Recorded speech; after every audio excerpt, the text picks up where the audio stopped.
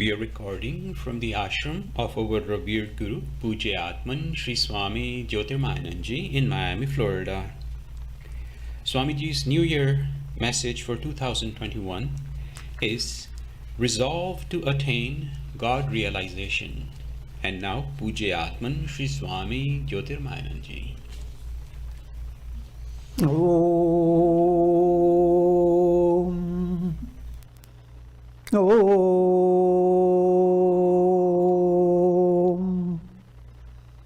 Brahmanandam param sukhadam kevalam jnanamurtim dvandvatitam gagana sadrisham tattvamasyaadilaksham ekam nityam vimalamachalam sarvadhi sakshi bhutam bhavatitam triguna-rahitam sadgurum tam namami.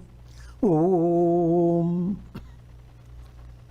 Adoration to Sadguru, who is Brahman, the giver of supreme bliss, embodiment of pure consciousness, one without a second, vast as the ether, infinite, eternal, beyond the three gunas and their modifications, the supreme preceptor.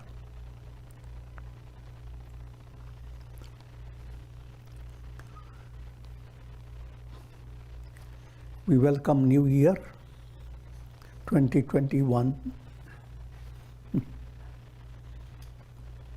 and we prepare to welcome the New Year, to give the New Year the message that you are going to attain liberation.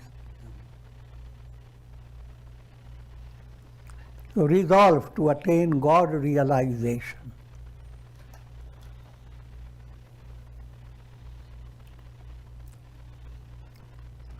But very important point to understand that don't wait for the exact 1st January.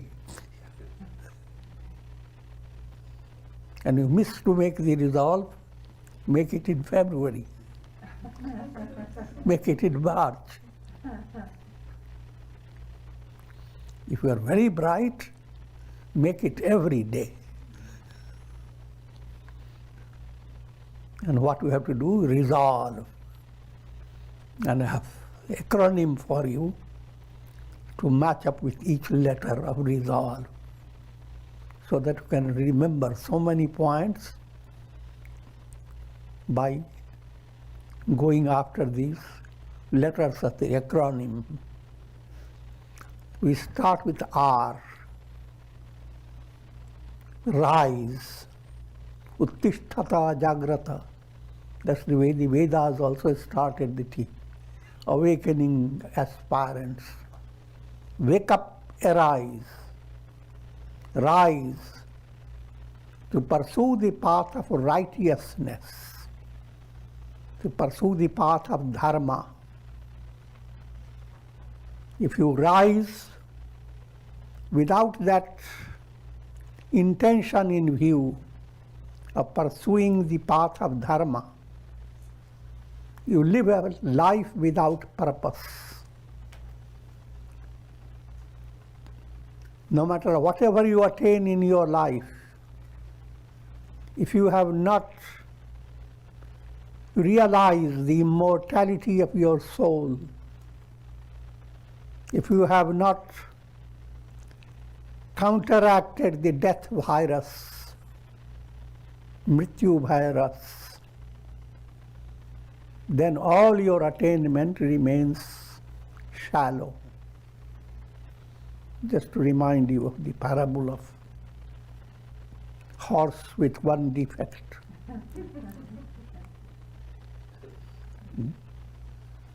The horse merchant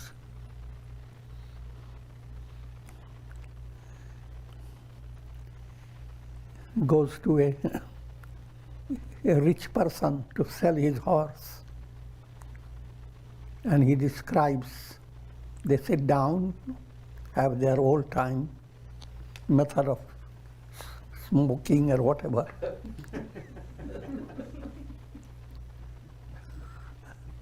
And then they start talking about how wonderful the horse is. It took an hour to describe all the great things the horse had done. From his toes to his neck, to his nose, to his tail. Greatness in every way. And then the rich man asks, is there any defect? He said, only one. The horse is dead.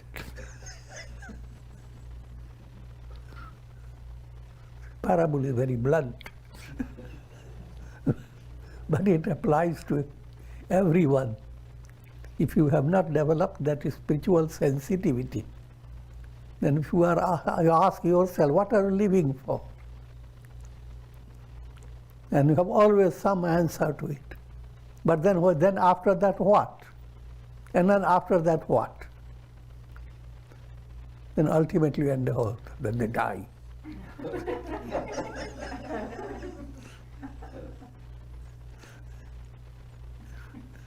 So all that you are doing to just die. So therefore, rise. You have the blessings of guidance given by great sages and saints. You live in a world that has experienced the power of religious teachings and illustration of saintly personalities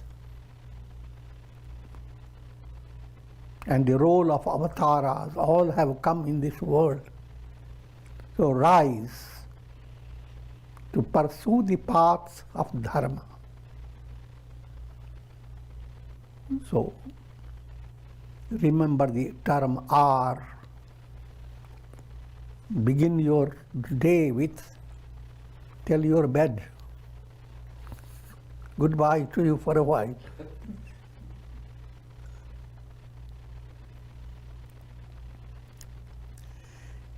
E. Enter the gates of liberation. When you have risen, what should you do? Your goal is to attain liberation. Liberation is same as God realization, same as self-realization, same as immortality. And turn your attention to 4 gates at the palace of liberation. Shama, serenity. Focus your mind. Your mind always goes after each day as you live your day. What's the most prominent thing you will gain on that day? But allow your mind to understand. The most prominent experience you will have during the day is the time of serenity, shama, not only for that day, for every day. Not only for every day, for every month, for every year. For the purpose of your life is not live in a world of distraction, mind going this way, mind going that way, but a mind that becomes calm. Once the mind is calm, what reflects in the mind is the truth. And the truth is, Aham Brahmasmi. The I am in every individual is Brahman, the Absolute. You have to make a big distinction between your ego I am and your real I am. Your ego I am experiences so many things in this world. Pleasure, pain, rise, fall, birth, death, all. Each time you go to sleep, this egoism I am, that is not there, and you don't miss it.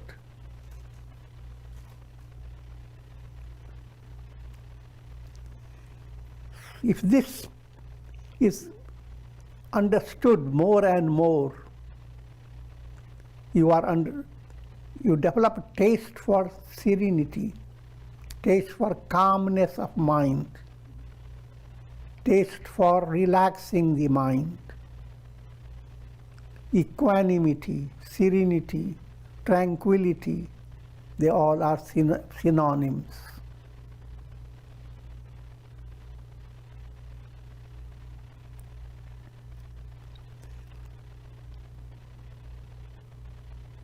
Next gate, satsanga, good association.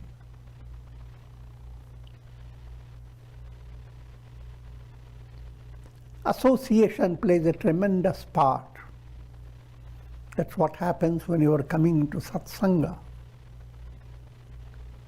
You are listening to the teachings, as well as you are being impacted by people who are also listening. And when they are listening, they are creating a mental wave of joyousness.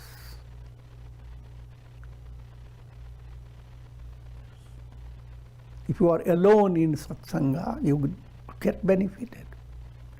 You have many people and you see the atmosphere. Whether you intellectually understand or not, it has impact on your unconscious.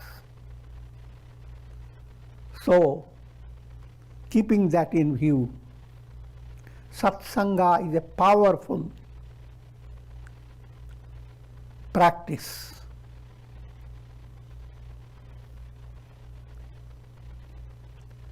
Satsangatve nihasangatvam. If you take delight in satsanga, you begin to discover that you are not dependent on the world or not affected by the world. The world will continue to have its countless news that go on breaking, positive, negative, pain, pleasure. But you are like the sky. That's the ideal to realize. And therefore, you remain untouched. Nihasangatve nirmohatvam. When you are detached, then you see people and commune with them with a heart that is filled with divine love.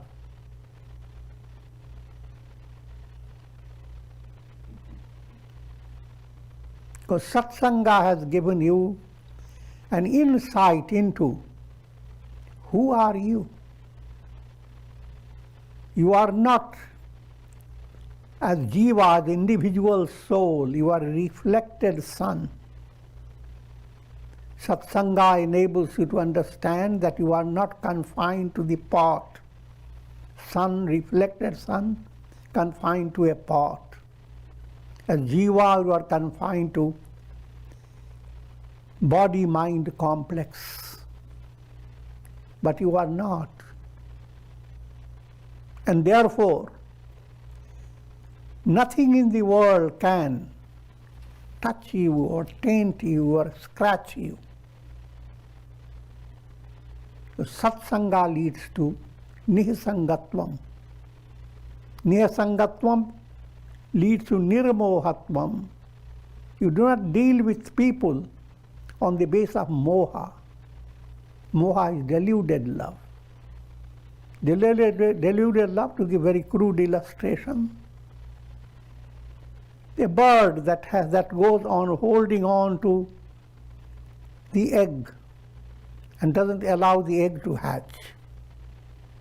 That's moha. Or even it has hatched, if the mother bird doesn't allow the bird to fly, that's called moha. But fortunately, the birds and beasts, they're more philosophical. They don't fall for moha. Human beings have to gain insight. They are the guru.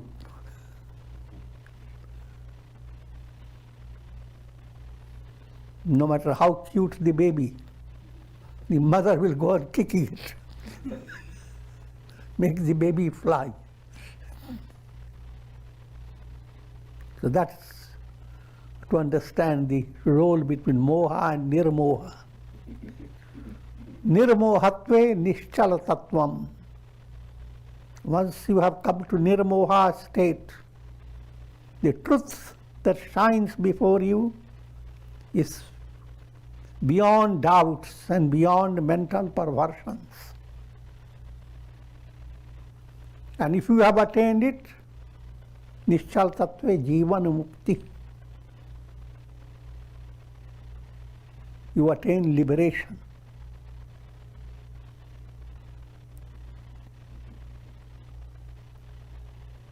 Another statement for satsanga. Mud mangalmay sant samaju, jo jag jangam tirath raju. Sant Samaj is a foundation source of all that is good and auspicious. And it is all the tirthas, pilgrimage centers, they come together in Sant Samaj. So if you want to visit pilgrimage centers, understand a vibrant satsanga is allowing you to have a real benefit, as if you have visited lots of pilgrimage centers.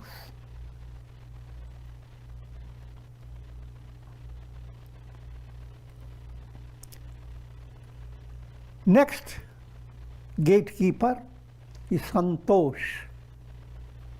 Santosh is called contentment.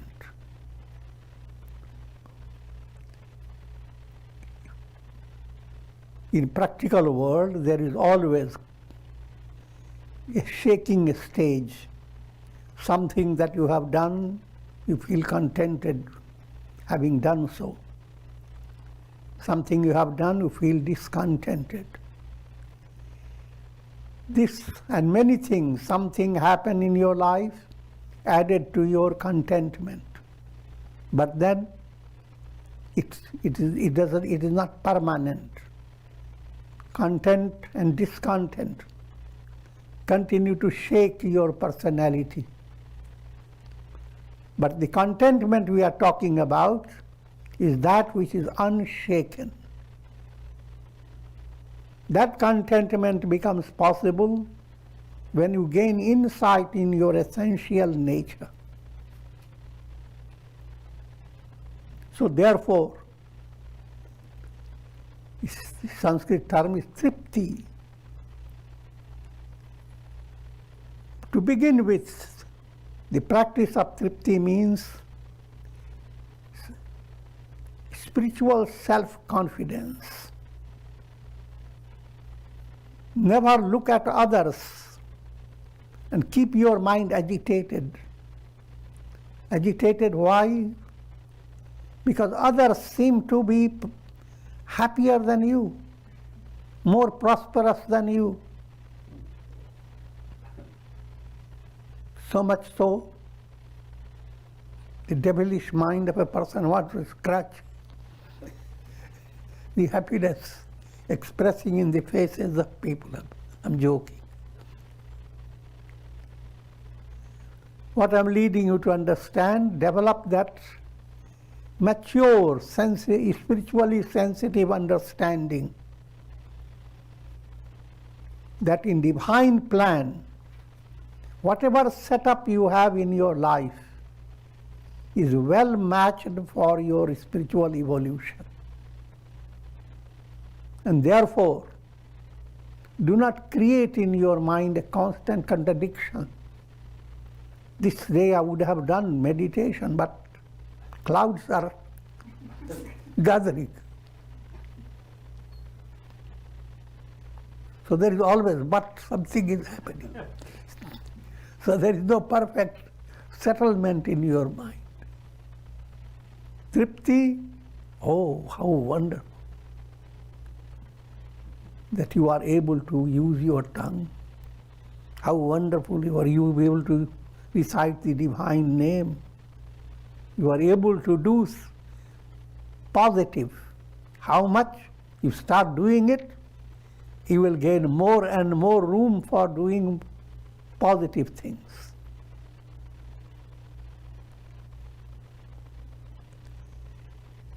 So that's contentment.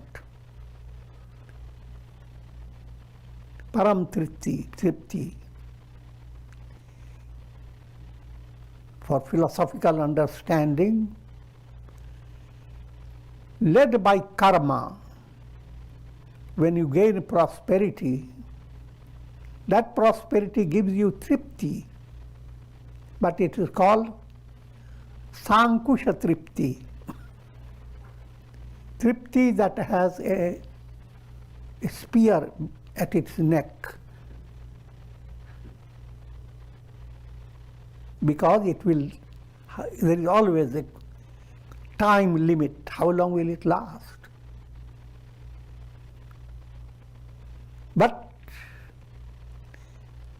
Tripti that is leading you to self-realization, Tripti is moving towards Nirankusha Tripti, that which is absolute satisfaction that cannot be injured, harmed, or pierced.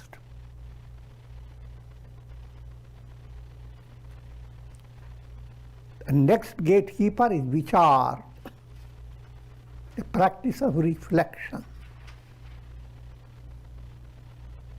People get confused with should they do meditation or should they do vichar.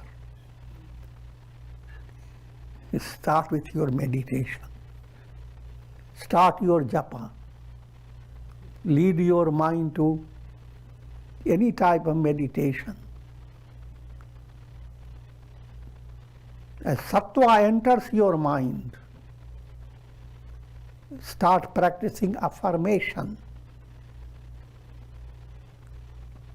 Even though you don't fully understand it, start introducing the subtle insight presented by sages that I am not the body. I am Shuddhosi, absolutely pure, Buddhosi, enlightened. Mano buddhyahamkar chittani naham. I am neither the mind, nor the body, nor the intellect. So much affirmations have been presented in scriptures, which is a positive affirmation. You don't have to think of lots of it, but as the mind develops sattva, you find a mystic space opens up for your practice of affirmation.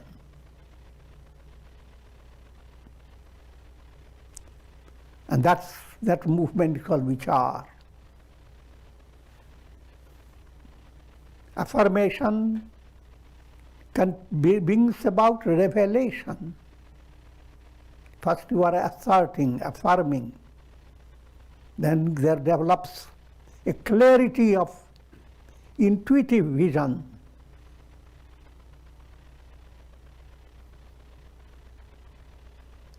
And all this become possible by vichar.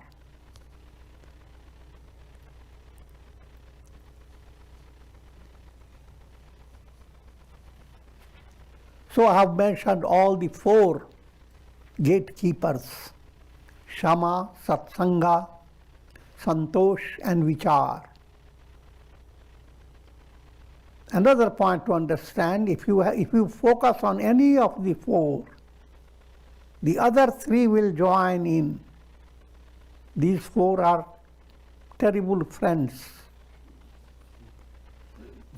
They cannot be separated.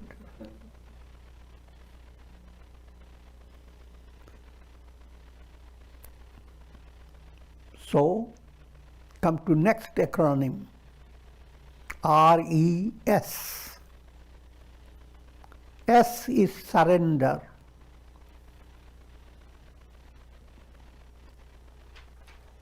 As a soul, your goal has three aspects. Remember the statement made by Lord Hanuman to Rama. Rama asked Hanuman, how am I related to you? Deha buddhya to dasoham. From the point of view physical body and all that you do through your physical body, consider you are a devoted servant in the hands of Rama. So just focus on doing the best way you can, and Rama takes care of all the bigger problems of your life. That's the specialty of being a das, being a servant. The servant enjoys all the palatial setup, and the lordly master, he has to deal with all the complicated aspects of royalty.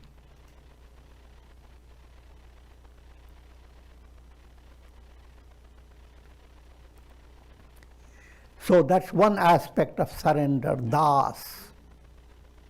Doing all your duties with best precision and focus of mind, in the spirit of adoring God. Every action that you, every duty that you do is a part of your worship. And that's relationship, you are das, that Tulsi Das. All great sages describe themselves as das.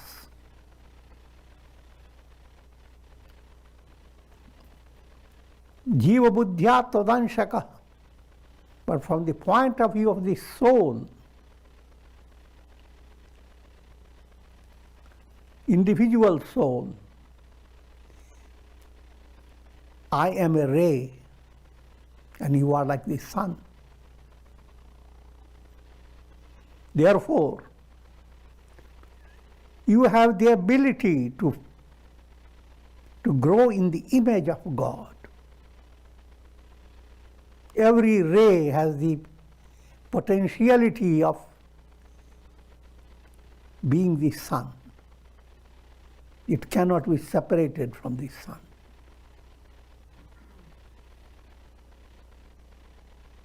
Atma buddhya, from the intrinsic point of view, tavaivaham, I am yourself. The three-aspected result comes through this surrender movement. It ends up absolute identity, a river surrendering to the ocean. In the beginning there are stages, but ultimately it becomes the ocean. So don't use your emotion.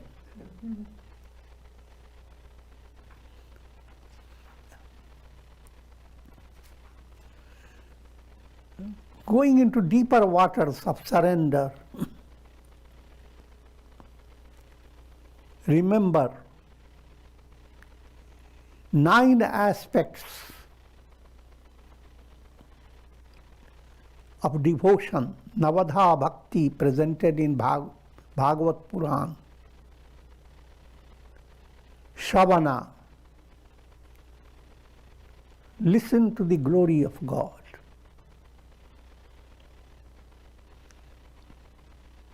You have to also understand, it implies listen to things that are positive. God is the climax of positivity. But whatever takes you out of a negative state to a certain degree of positivity, that movement caused by listening. That's the role of listening. And of course, from an advanced point of view, take great delight in listening to the Leelas of Rama, Krishna, Shiva, of saints and sages. Next, Kirtan. When you listen and you begin to assimilate what you are listening, unwittingly you begin to dance and sing. That singing stage is called Kirtan. Next stage is Smaran. Mind becomes mind that is so habituated to recollections of the past. You don't live in the present, you are constantly recollecting the past.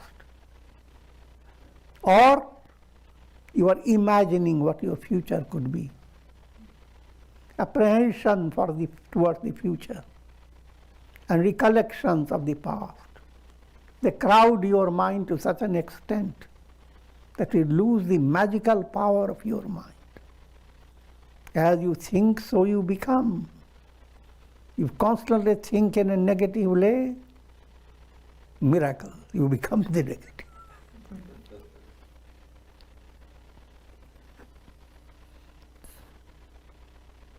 The smarana plays a powerful role. Pada Sevan is the next. Serving the feet of the Lord. Serving the feet implies pursuing the path that leads to God realization. Serving the feet of the sages. Of course, ritualistically, it has its own role of serving the feet. More advanced way, when you follow the teachings of spiritual teachers, live with it, be good, do good, and share it with others. You are doing Pada Sevan. You are serving, following the footsteps of sages like Tulsidas, and in modern times like Mahatma Gandhi and like many great gurus and glorious personalities. Archanam. Archanam is a special touch of communing with God. With each mantra, you pour something into the fire and go on reciting mantra after mantra. That's an allegorical ritual of as if you are being touched by God. So you are living in the world and soft breeze blows and your heart is as if enjoys the touch of God. You hear the birds sing. In the singing, you feel the inspiration coming from the source of God. A flower smiles, and you see God, divine source behind it. That all that becomes archanam. And archanam leads to bandhanam. When you find divine source, automatically your heart turns to bowing down to God's presence. A little flower smiles, and you fold your hands.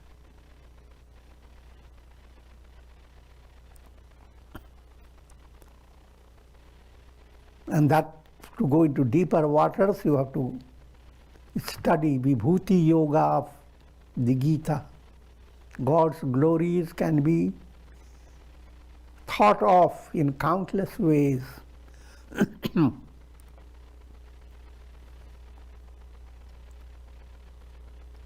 Dasyam, I already explained to you, the feeling I am a servant and God is the master. Sakhyam, there comes another stage.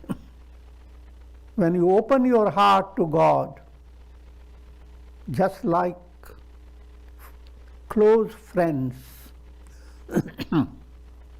and never view God as a source of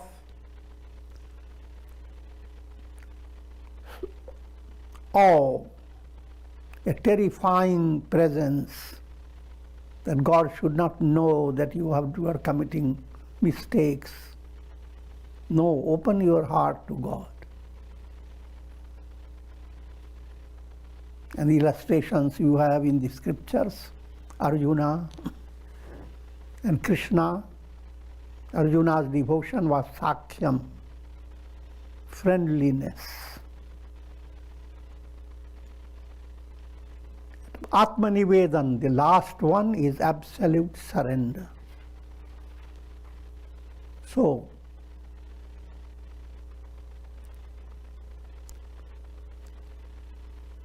next acronym letter is O.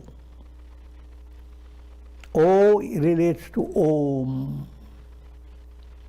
And Om opens the door to all mantras. To understand the role of mantra and japa.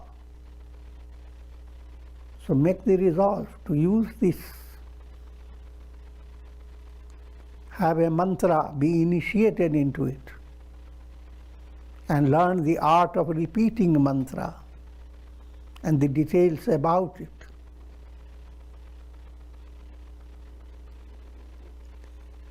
Every mantra is a combination of root letters. And root letters' role are very mysterious. Your whole personality has certain key letters that inspire your personality from toes to the head. Not only your toes to the head, inspire your mind, your intellect, your ego.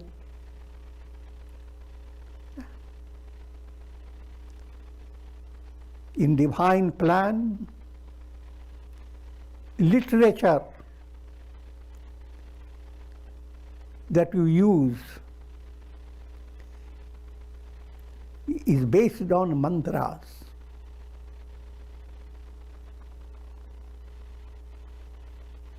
When you talk about battle, fight, war, lot of consonants are used. When you talk about sweetness, suave,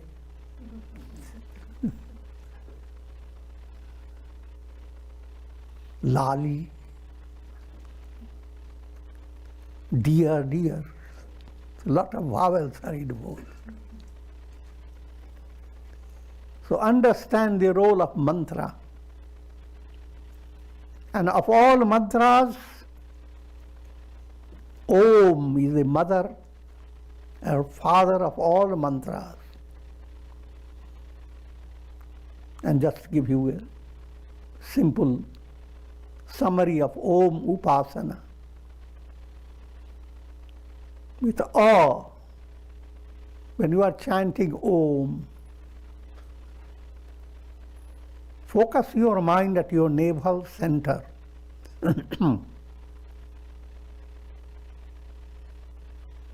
And imagine sound Om is radiating from your navel. And it's awakening your Kriya Shakti, the ability to do your Purushartha, self-effort. That ability is crunched, restricted. That Om emanates from the navel center. That Shakti, Kriya Shakti is being awakened. And turn your attention to your physical body. Identified with body, you are known as Vishwa. And Vishwa relates to Virat, the same self.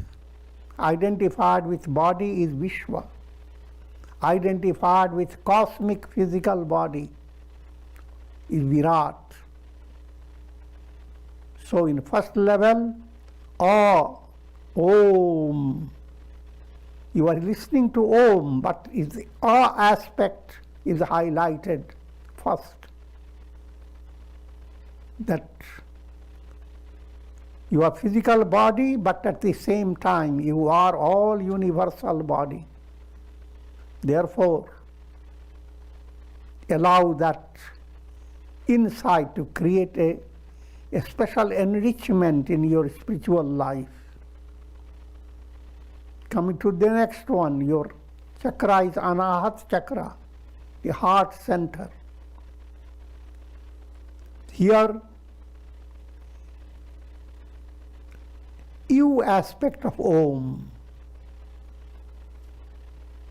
Again, I'm reminding you, it is not, you don't change your Om from Om to A, then U, then Ma. No. Your meditation is only on Om. But Om has 3 layers. So in the second layer of Om, you come to a deeper understanding that you are always mind. Who told you are body? It's the mind that tells you. Your mind is not there. What? The idea I am the body will not arise.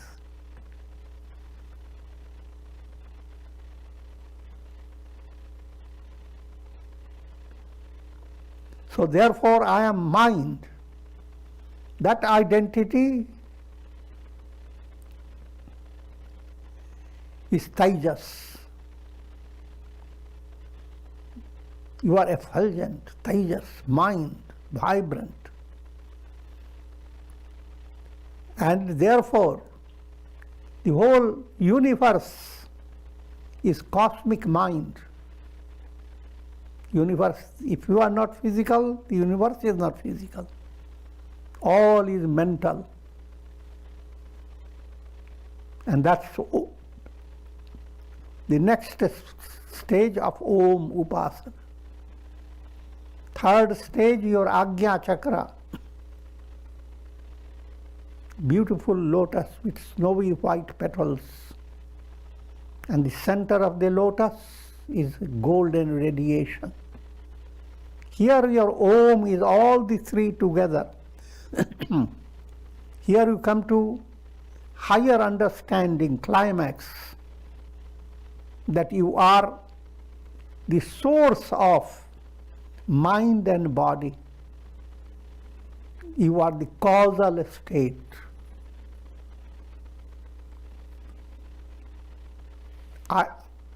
Identified with your causal body, you are prajna. And prajna corresponds to cosmic causal body. Who is that? Ishvara, God Himself. So, at deepest level, which in practical world you go to sleep when you are identified with causal body, and then you wake up and forget about that profound peace. Now understand that leads you to understand what we mean by identity with the causal body,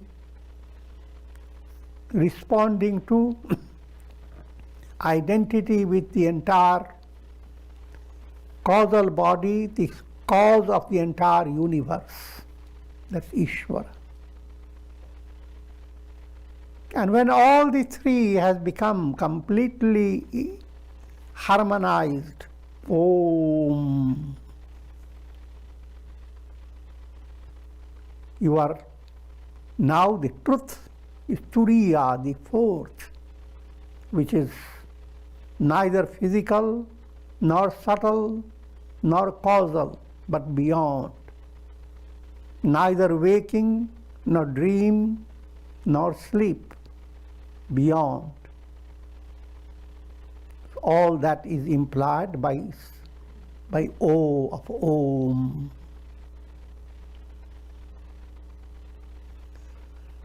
Coming to resolve, next acronym letter is L. L is Lali. Lali is a Sanskrit word which is a blend of love and light.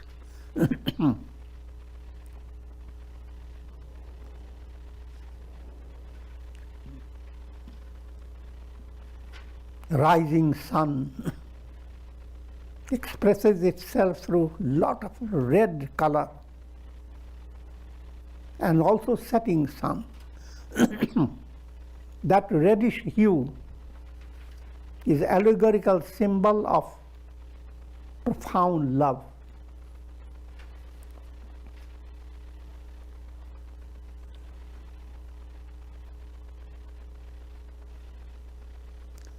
लाली मेरे लाल की हित देखाऊं चित लाल.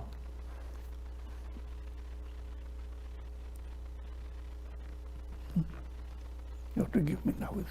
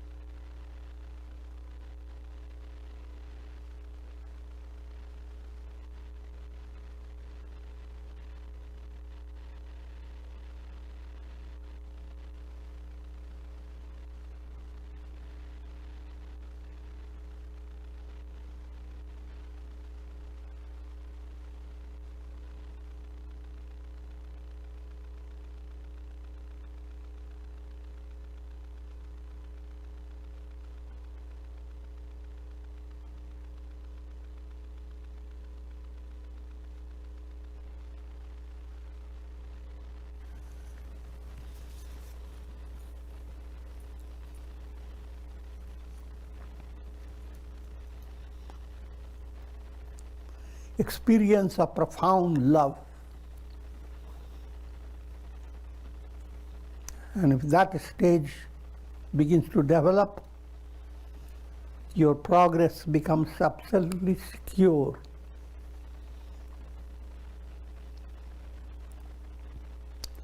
Just to remind you of the statement made by Kabira, Lali mere lal ki jit dekhaun tit lal. When to behold the glory of my beloved. Wherever I turn, I see the beloved. If God is your beloved, and everything that you see is God's expression. And when you begin to develop that state, मैं भी हो गई लाल. You yourself become the Lal, God.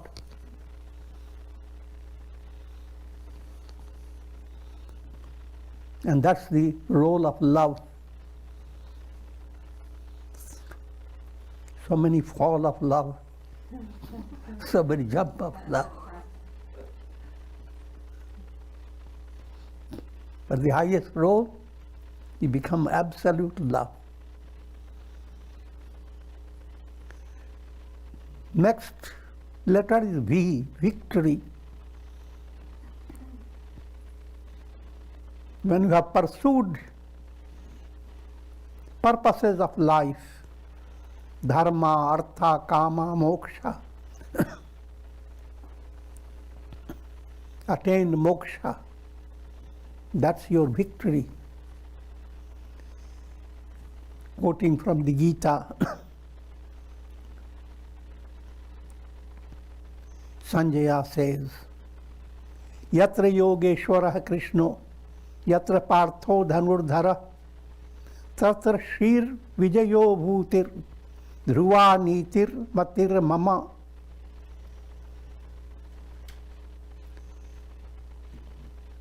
Wherever there is Lord of Yoga, Krishna, and the great archer, Arjuna, they again are symbolic. Krishna is God, absolute. Partha is aspirant, who has pursued the path of Purushartha in the spirit of surrender to God. Tatra Shrir Vijayo Bhutir. Wherever there is Krishna and Arjuna union, there will be Shri, prosperity. Prosperity is all types of Daivi Sampat, divine wealth.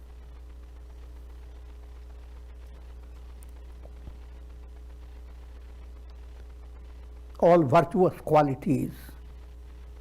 Vijaya and victory. Victory means you have nothing else to accomplish. You have accomplished all that is to be accomplished. And that's the state of God realization. Bhuti, you no longer work for your popularity. The whole world sings your glory because you have become Brahman. Basantavat lokahite charanta. Just like the spirit of spring, nobody sees what it is, but the entire forest is touched by it.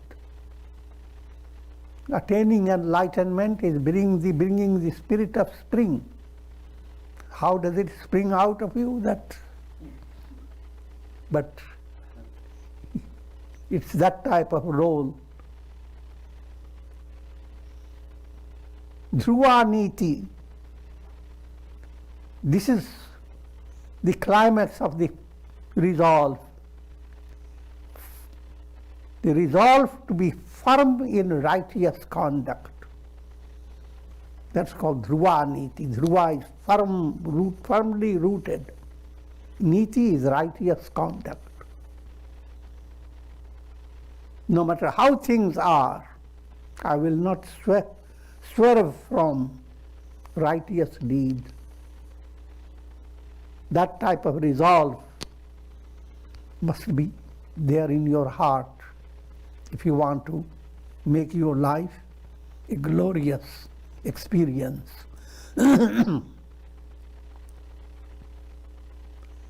And the last letter is E, eternity.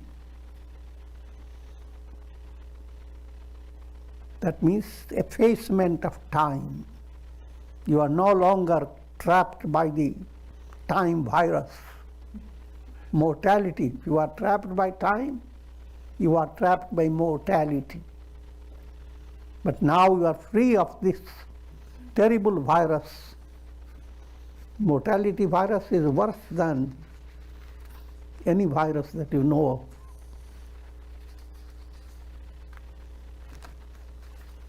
And just to conclude with Kunti's prayer, Vipadah santu nah sashvat tatra tatra jagat guru bhavato darshanam yat syat apunarbhava darshanam.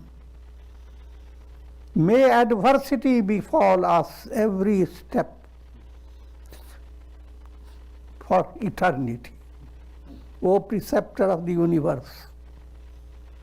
Because it is in adversity alone that we are able to have a glimpse of your being. That gives you an what type of attitude you should have to challenging situations. Challenging situations are the opportunities that have pushed your mind towards God. If those opportunities have not come, why should you go to satsanga when you have better things to eat and waffles to suck?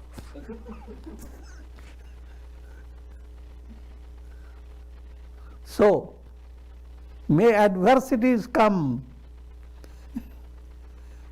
because we are able to have a glimpse of your being. And what the glimpse of your being does, which terminates the possibility of our seeing another birth, apunarbhava darshanam. The predicament of coming back to the world of cycle of birth and death, that predicament is absolutely voided. You say goodbye to cycle of birth and death. And that's the general picture of resolve I have given to you. And may you resolve your ego, attain God realization, and develop a heart that offers prayer for all, and will conclude with that prayer. Prayer for all of you. May the Karunamaya Ras grace of God shower over all with the blessings of Shakti, Bhakti and Mukti. Shakti is strength to pursue your path in spite of challenges. Bhakti, love of God, that no matter how you live, there is a sweet touch of God's presence. So therefore it becomes saras.